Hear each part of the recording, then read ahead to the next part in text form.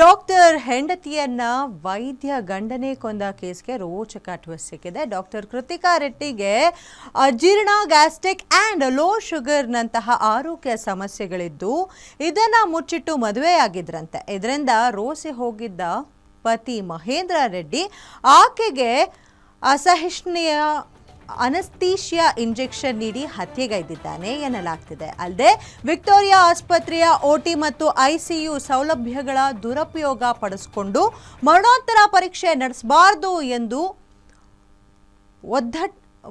ಅನ್ನುವಂತಹ ಒತ್ತಡವನ್ನ ಹೇರಿದ್ದ ಅಂತ ಮಾಹಿತಿ ಸಿಕ್ಕಿದೆ. ಹೀಗಂತ ಕೃತಿಕಾ ತಂದೆ ಶ್ರೀ ಮುನಿರೆಡ್ಡಿ ದೂರನ್ನ ನೀಡಿದ್ದಾರೆ. ಇನ್ನು ಮೃತ ಕೃತಿಕಾಗೆ ಮತ್ತೊಬ್ಬರ ಜೊತೆ ಅನೈತಿಕ ಸಂಬಂಧ ಇತ್ತು ಎಂಬ ಬಗ್ಗೆ ಮಹೇಂದ್ರಗೆ ಶಂಕೆ ಬಂದು ಈ ಕೃತ್ಯ ಎಸಗಿರುವ ಮತ್ತೊಂದು ಆರೋಪವು ಕೇಳಿ ಬರ್ತಿದೆ.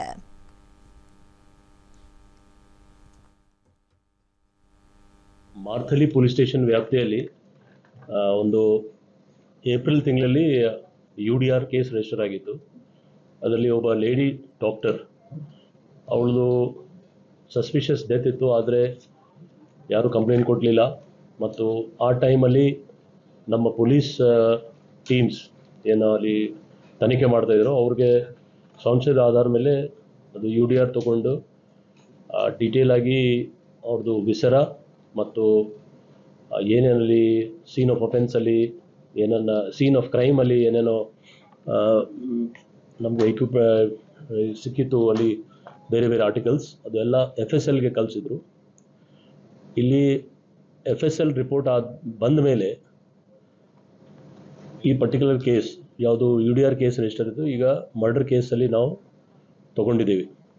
ಯಾಕೆಂದರೆ FSL ರಿಪೋರ್ಟ್ ಪ್ರಕಾರ ಆ ಪರ್ಟಿಕ್ಯುಲರ್ ಯಾರು ಸತ್ತಿದ್ರು ಆ ವ್ಯಕ್ತಿಗೆ ಎಕ್ಸೆಸ್ ಡೋಸಲ್ಲಿ ಪ್ರೊಪೋಫೋಲ್ ಅಂತ, ಅದು ಸೆಡೆಟಿವ್ ಅಂತ ಎನೆಸ್ಥೆಸಿಯಲ್ಲಿ ಯೂಸ್ ಮಾಡ್ತೀವಿ, ಅದರದ್ದು ಪ್ರಪೋರ್ಷನ್ ತುಂಬ ಜಾಸ್ತಿ ಇತ್ತು. ಮತ್ತು ಸಂಬಂಧಪಟ್ಟ FSL ಎಕ್ಸ್ಪರ್ಟ್ಸ್ ಅವರು ಡಾಕ್ಟರ್ಗೆ ಆ ಥರ ಒಪಿನಿಯನ್ ಕೊಟ್ಟು ಡಾಕ್ಟರ್ ಅವರು ಅದಕ್ಕೆ ಕನ್ಫರ್ಮ್ ಮಾಡಿ ಇದು ಡೆತ್ ಡ್ಯೂ ಟು